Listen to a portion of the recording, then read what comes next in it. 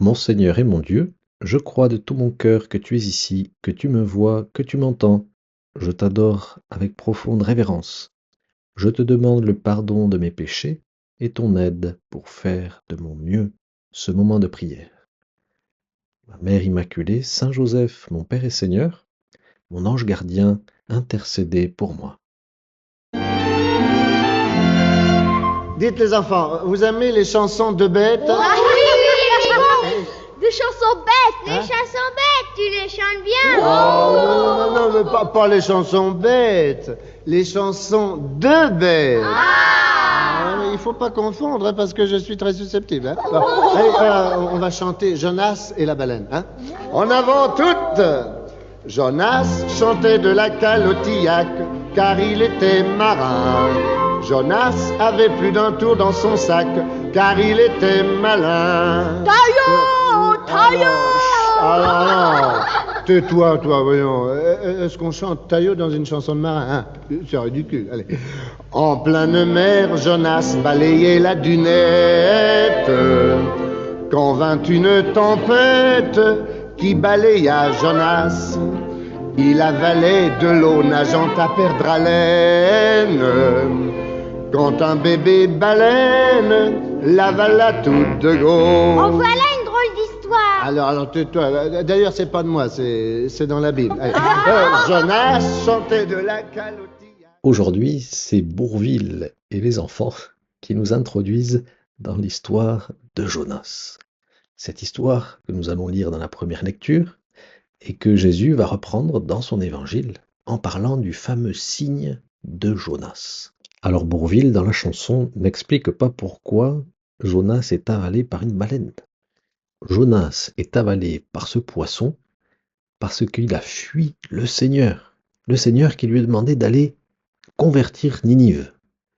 Et Jonas a peur de sa mission.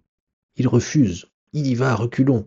Il fait tout ce qui est en son pouvoir pour refuser cette mission du Seigneur, par mauvaise volonté, alors que Dieu lui confie cette belle mission d'aller prêcher la conversion à ce peuple païen de Ninive, qui, comme on le sait, répondra très bien à l'appel à la conversion que finalement Jonas va prêcher. Parce que ce poisson va recracher Jonas sur les plages de Ninive. Et une fois que Jonas a débarqué sur la plage de Ninive, il appelle enfin à la conversion, car il comprend bien qu'il ne va pas échapper à la mission que le Seigneur lui demande. Alors il prêche la conversion avec grande conviction cette fois. Il dit « Encore 40 jours et Ninive sera détruite ». Et aussitôt, nous dit le livre de Jonas, les gens de Ninive crurent en Dieu. Ils annoncèrent un jeûne, et tous, du plus grand au plus petit, se vêtirent de toile à sac. Voilà, tous ont accueilli l'appel à la conversion de Jonas avec une grande générosité. Ils ont compris qu'il fallait qu'ils se convertissent, que sinon, eh bien la mort fonderait sur eux. La destruction de Ninive se réaliserait. Et au fond, par quoi Ninive est détruite? Eh bien, par le péché des hommes. Et Seigneur, ce temps de carême, c'est Jonas qui vient à nous pour nous appeler à la conversion. Et dans l'Évangile, Jésus nous dit que désormais, il y a un nouveau Jonas. Ce n'est pas ce Jonas qui refuse l'invitation du Seigneur à aller convertir Ninive et qui a du mal, et qui est un personnage un peu têtu. Le nouveau Jonas, c'est Jésus, qui a été envoyé par Dieu le Père. Et Jésus, c'est un signe.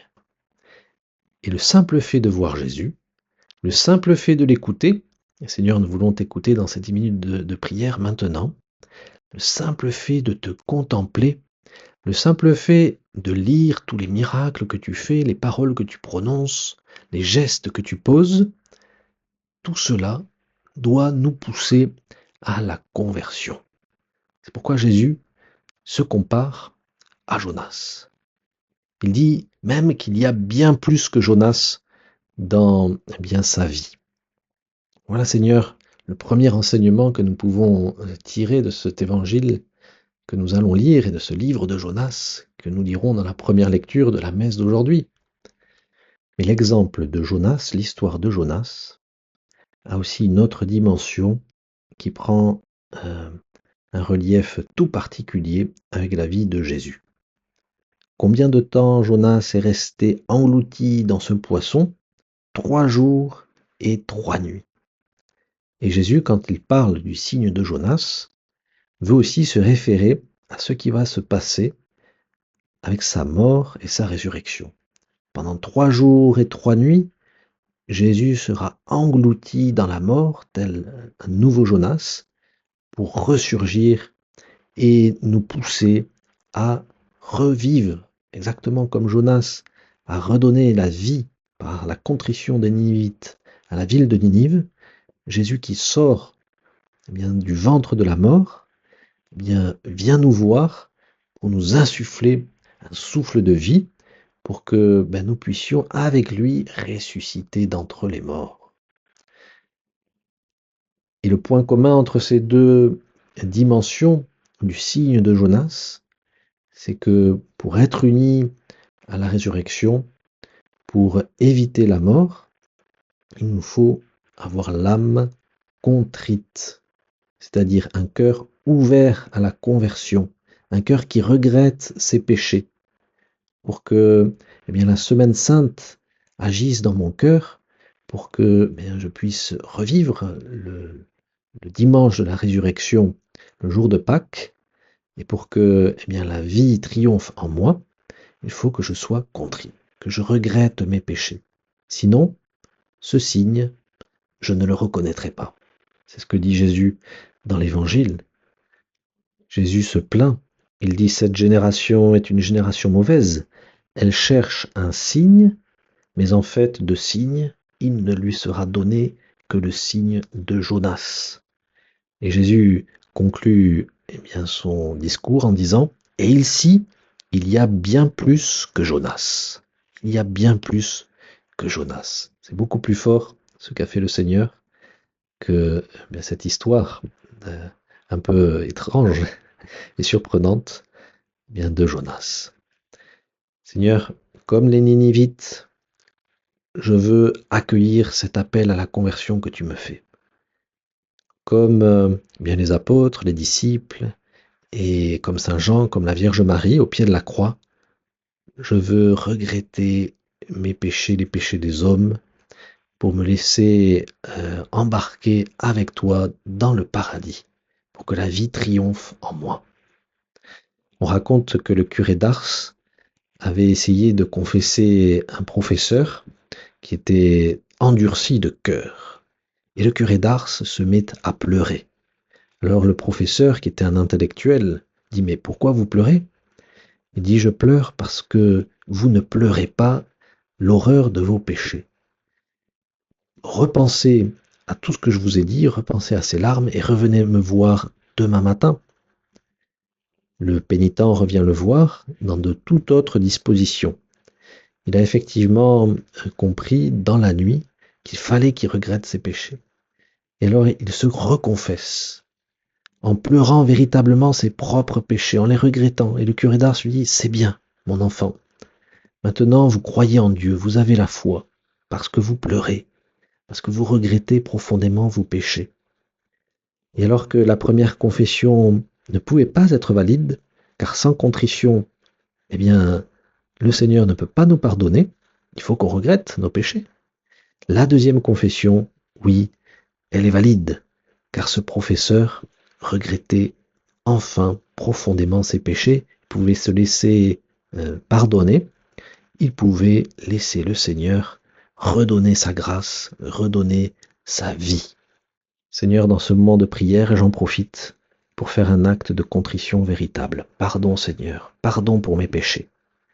Durant ce moment de prière, je te promets que dans ma prochaine confession, j'essaierai de soigner un petit peu plus ma contrition pour que ta résurrection puisse me happer, pour que je puisse me laisser conduire par toi dans les bras du Père. Je te remercie, mon Dieu, des bonnes résolutions, des actes d'amour, des bons désirs que j'ai d'avoir une âme plus contrite, une âme qui regrette vraiment ses péchés. Marie, ma mère immaculée, Saint Joseph et mon ange gardien, intercédez pour moi.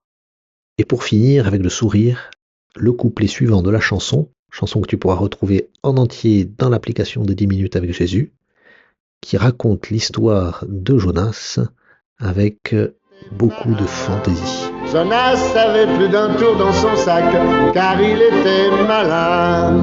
Il posa donc sans peur sous son ventre bien lisse une petite hélice marchant à la vapeur. Ça aussi, c'est dans la Bible. Ah non, c'est dans le manuel du parfait mécanicien. Allez, écoutez la suite. Il lui mit sur le dos 3 belles cheminées qui font de la